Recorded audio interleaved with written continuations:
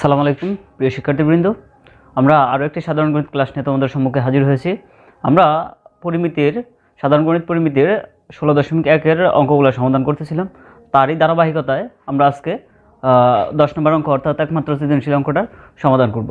তো এখানে একটি সমকোণী ত্রিভুজের লম্ব ভূমির এত অংশ থেকে 6 সেন্টিমিটার কম এবং অতিভুজ ভূমির 4/3 অংশ থেকে 3 সেন্টিমিটার কম। এখানে আমাদের ক নম্বর প্রশ্ন বলছে যে ভূমি এক্স হলে ত্রিভুজটির ক্ষেত্রফল এক্স এর মাধ্যমে প্রকাশ করো। ঘ নম্বর বলছে ভূমির দৈর্ঘ্য নির্ণয় করো এবং গ নম্বর বলছে ত্রিভুজটির ভূমি 12 সেন্টিমিটার হলে এর পরিসীমার সমান পরিসীমা বিশিষ্ট সমবাহু ত্রিভুজের ক্ষেত্রফল নির্ণয় করো। তো আমরা এখানে আমাদের বলছে যে একটি সমকোণী ত্রিভুজের লম্ব ভূমির 11/12 অংশ থেকে, ভূমি এর 11/12 অংশ থেকে, তার মানে আমাদের এখানে ভূমিটাকে ধরে নিতে হবে।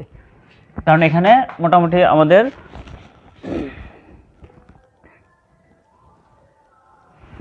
এখানে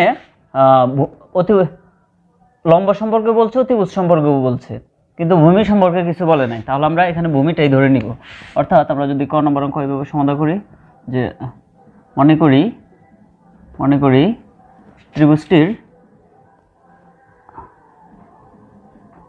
ত্রিভুজটির ভূমি এক্স সেন্টিমিটার, এটা আমরা ধরে নিলাম। তো এটা যদি ভূমি হয় তাহলে ত্রিভুজটির লম্বের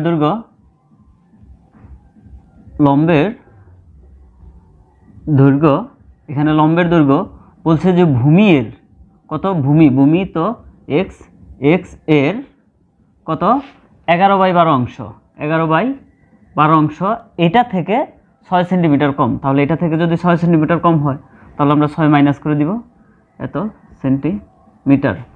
তাহলে এখানে আমরা পাচ্ছি 11x পাই, কারণ এখানে এর মানে তো গুণন, তাহলে x এর সাথে 11 গুণন হয়ে যাবে, 11x/12 - 6 এত সেন্টিমিটার। এটা আমরা লম্বের দৈর্ঘ্য পেলাম।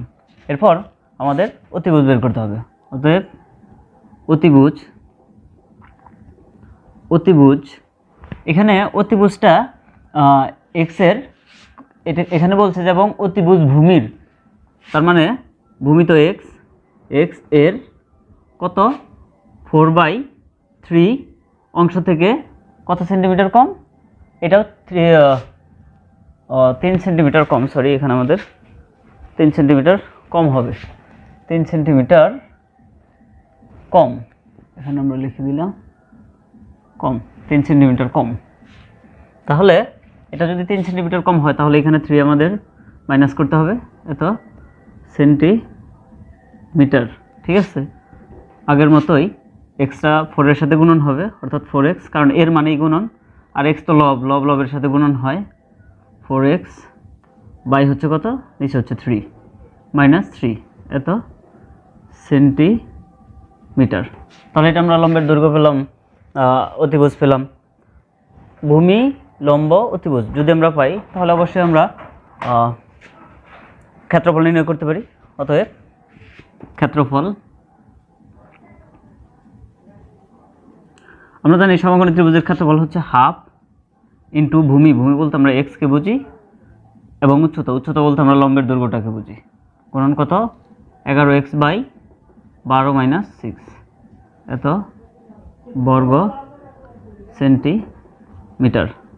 তার মানে এখানে পাচ্ছি আমরা কত, এটাই, অর্থাৎ হাফ এক্স ইন্টু 11x/12 - 6 এত বর্গ সেন্টিমিটার। যেহেতু আমাদের এক্স এর মাধ্যমে প্রকাশ করতে বলছে, তার মানে এটাই হচ্ছে আমাদের ক নম্বর প্রশ্নের অ্যান্সার। তো প্রিয় শিক্ষার্থীবৃন্দ, আমাদের এখানে আমরা লম্বের দৈর্ঘ্য পাইছি, অতিভুজ পেয়েছি। তাহলে এখানে আমাদের ভূমির দৈর্ঘ্যটা আমরা কীভাবে নির্ণয় করতে পারি? যেহেতু এটা একটা সমকোণী ত্রিভুজ, আর সমকোণী ত্রিভুজের ক্ষেত্রফল আমরা সমকোণী ত্রিভুজ সম্পর্কে আমরা পিথাগোরাসের যে উপপাদ্যটা জানি, সেটা থেকে আমরা এখান থেকে এই অংশটুকুকে মুছে ফেলি।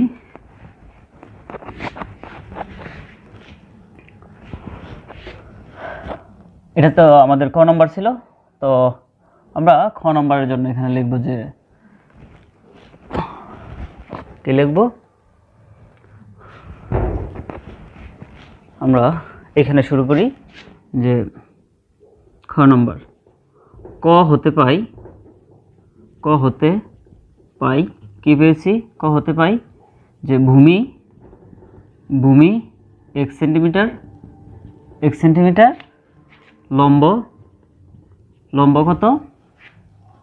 লম্ব হচ্ছে আমাদের এটা 11x/12 - 6 এত সেন্টিমিটার, এবং ভূমি হচ্ছে কত?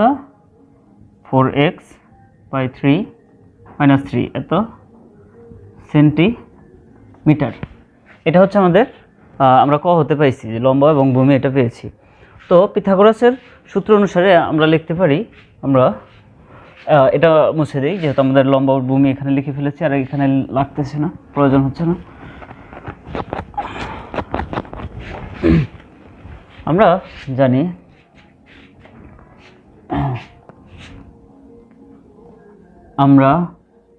জানি যে অতিভুজ স্কয়ার, আমি আর এটা লিখলাম না, এখানে অতিভুজ। আমরা ভূমি পেয়েছি, সরি এটা ভূমি না, এটা হবে অতিভুজ।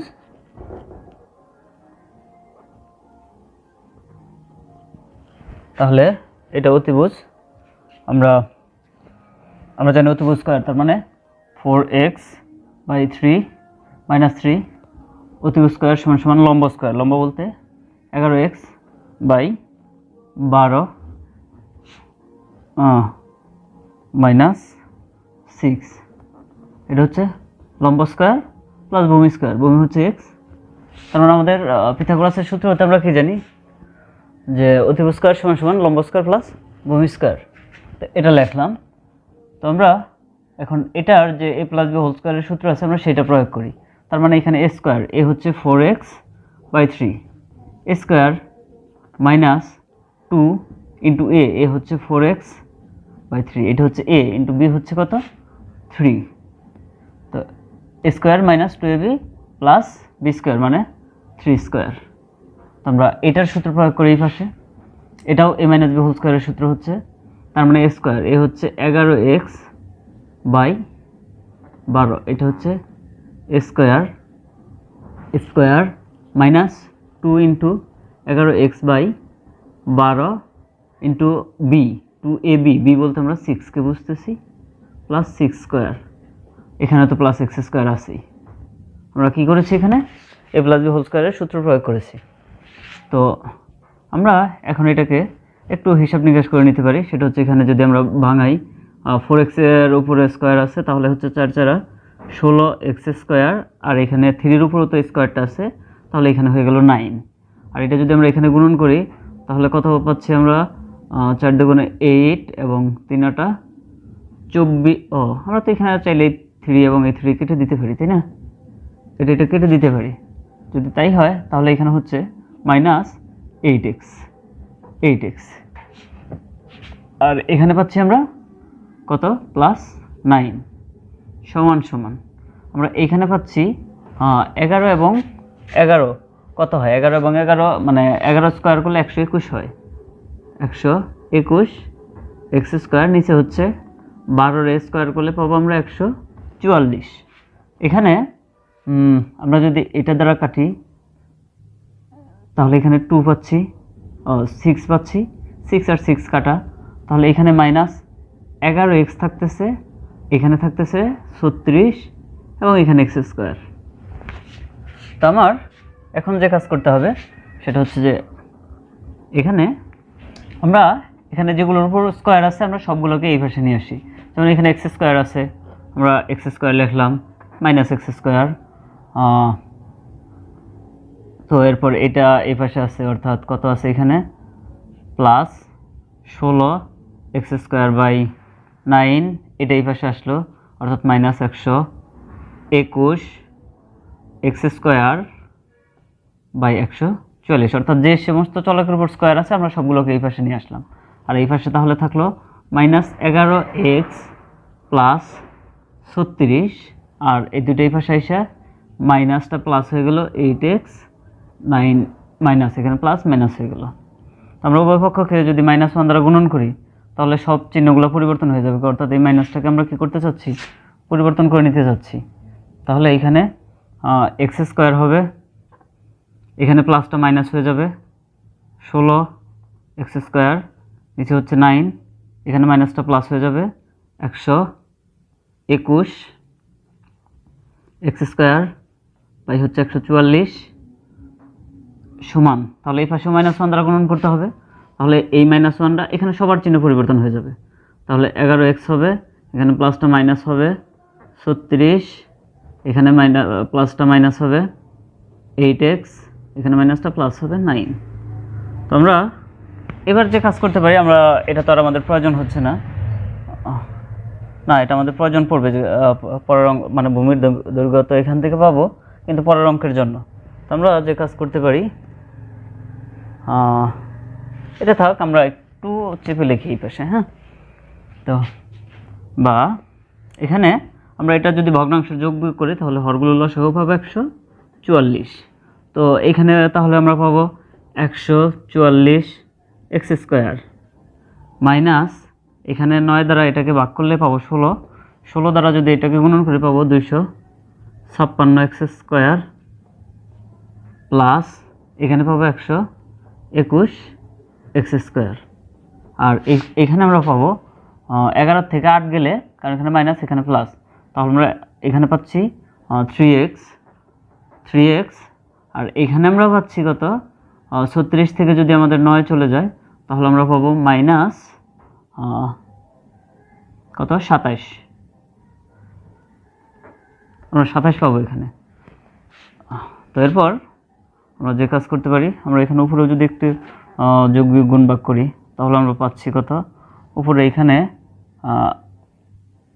1 আর এখানে 4 হচ্ছে 5, এখানে 2 আর 4 হচ্ছে 6, আর এখানে 1 আর 1 হচ্ছে 2, অর্থাৎ আমরা এখানে পাচ্ছি 265 এক্স স্কোয়ার, এখানে আছে 256 এক্স স্কোয়ার, এটা হচ্ছে 144 সমান 3x মাইনাস 27। তো এখানে আমরা পাচ্ছি কত,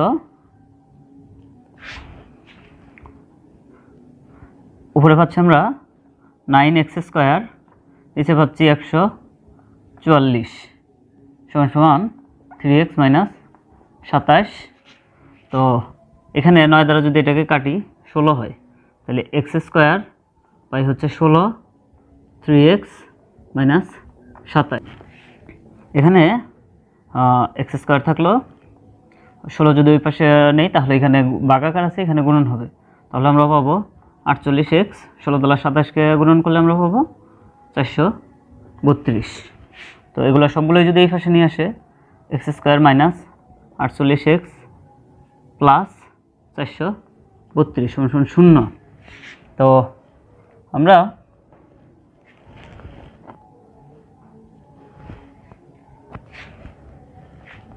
এখানে 432কে যদি মিডল টার্ম করি তাহলে আমরা এখানে পাবো কত,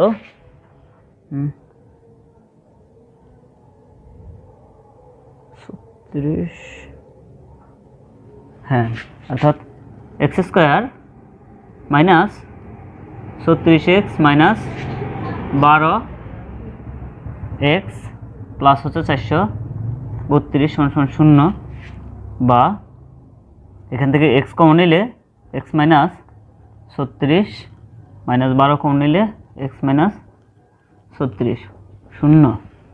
তো আমরা উপরে টু এখন মুছে দিতে পারি।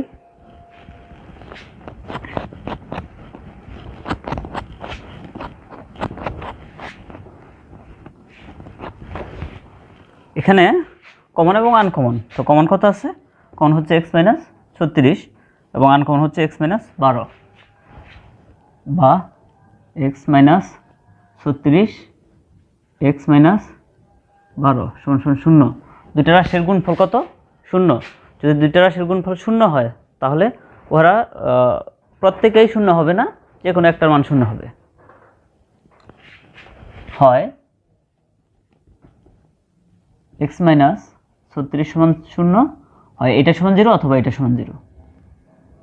অথবা এক্স মাইনাস 12 সমান 0, বা এখানে এক্স সমান আমরা পাচ্ছি 36, অথবা এখানে পাচ্ছি কত এক্স সমান 12। তাহলে অতএব ভূমির দৈর্ঘ্য কত? ভূমির দৈর্ঘ্য হচ্ছে আমাদের 36 সেন্টিমিটার অথবা কত 12 সেন্টিমিটার। তো এটা ছিল প্রিয় শিক্ষার্থীবৃন্দ আমাদের কত খ নম্বর অঙ্ক, অর্থাৎ ভূমির দৈর্ঘ্য নির্ণয় করো। এরপর বলছে যে যদি ত্রিভুজটির ভূমি 12 সেন্টিমিটার হয়, অর্থাৎ এটা নিচে, তাহলে এর পরিসীমা সমান পরিসীমা বিশিষ্ট সমবাহু ত্রিভুজের ক্ষেত্রফল নির্ণয় করতে হবে। তো আমরা তাহলে এখন এটা একটু পরিষ্কার করে দিই।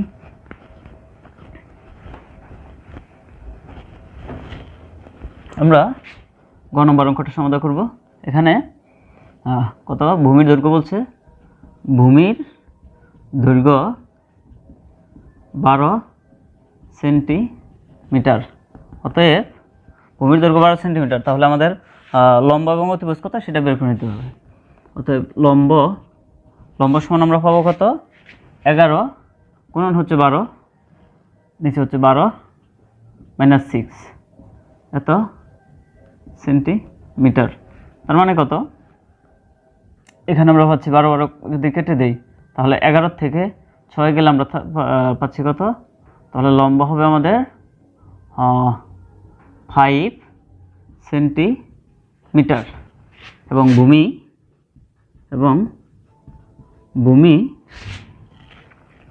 কত পাচ্ছি আমরা, এখানে আমরা মানগুলো যদি বসাই তাহলে 4 × 12, নিচে হচ্ছে কত 12, সরি নিচে হচ্ছে 3, 4 × x এর মান হচ্ছে 12, আর এখানে আমরা 3টাকে বসাবো, মাইনাস হচ্ছে 3 এত সেন্টিমিটার।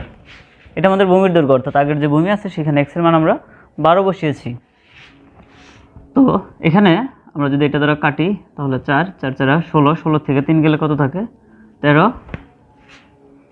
সেন্টিমিটার। তো আমরা 3টা বাহুর দৈর্ঘ্য পেয়েছি, ত্রিভুজের 3টা বাহুর দৈর্ঘ্য পেয়েছি। যদি ত্রিভুজের 3টা বাহুর দৈর্ঘ্য পাই তাহলে আমরা কিন্তু পরিসীমাটাও পাই, তাই না? অতএব ত্রিভুজটির পরিসীমা কত, 3টা বাহুর দৈর্ঘ্য অর্থাৎ 12 যোগ এখানে আমরা পাচ্ছি কত 5 যোগ 13 এত সেন্টিমিটার সমান আমরা পাচ্ছি কত 13 আর 5 হচ্ছে কত 18, তার মানে হচ্ছে 30 সেন্টিমিটার। তো এই যে পরিসীমাটা, অর্থাৎ এই সমকোণী ত্রিভুজের পরিসীমাটা এখানে কিন্তু বলে দিচ্ছে এই পরিসীমার সমান পরিসীমা বিশিষ্ট সমবাহু ত্রিভুজের। তার মানে এই পরিসীমাটা যতটুকু আমাদের সমবাহু ত্রিভুজের পরিসীমাটাও ততটুকুই হবে। তাহলে আমরা বলতে পারি যে অতএব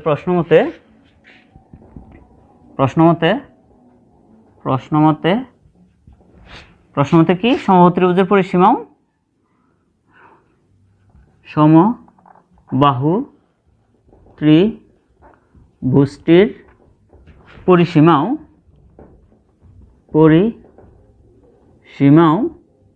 সমবাহু ত্রিভুজটির পরিসীমা কত 30 সেন্টিমিটার।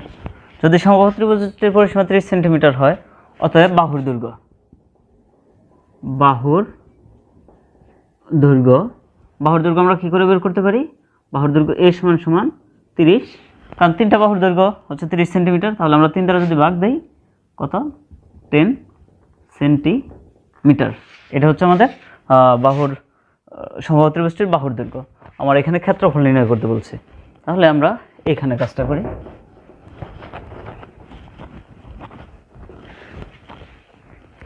অতএব ত্রিভুজটির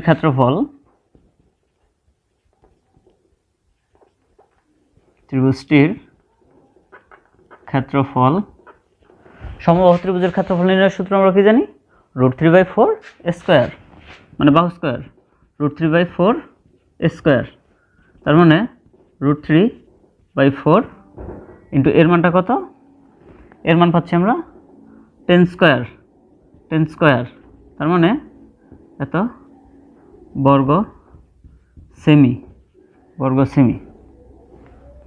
তার মানে এখানে পাচ্ছি √3 আর আমরা নিচে পাচ্ছি কত 4 গুণন 100 বর্গ সেমি। এখানে 100কে কাটলে আমরা পাবো 25, তার মানে 25√3। আর এটাকে আমরা যদি একটু ক্যালকুলেটরের সহায়তা নিই তাহলে আমরা পাবো কত 43.30 বর্গ সেন্টিমিটার। এত বর্গ সেন্টিমিটার, তার মানে এটা হচ্ছে 43.30 বর্গ সেন্টিমিটার। তো প্রিয় শিক্ষার্থীবৃন্দ, এই ছিল আমাদের, এটাই তো আমাদের অ্যান্সার। তো প্রিয় শিক্ষার্থীবৃন্দ এটা ছিল আমাদের অঙ্ক। তো এরপর আমরা 16.2 অর্থাৎ এখানে চতুর্ভুজ সংক্রান্ত অঙ্কগুলো নিয়ে কথা বলা আছে। তো তোমরা থাকো এসএসসি সায়েন্স স্কুলের সাথে, কথা হবে আগামী কোনো ক্লাসে। সে পর্যন্ত ভালো থাকো, আল্লাহ হাফেজ।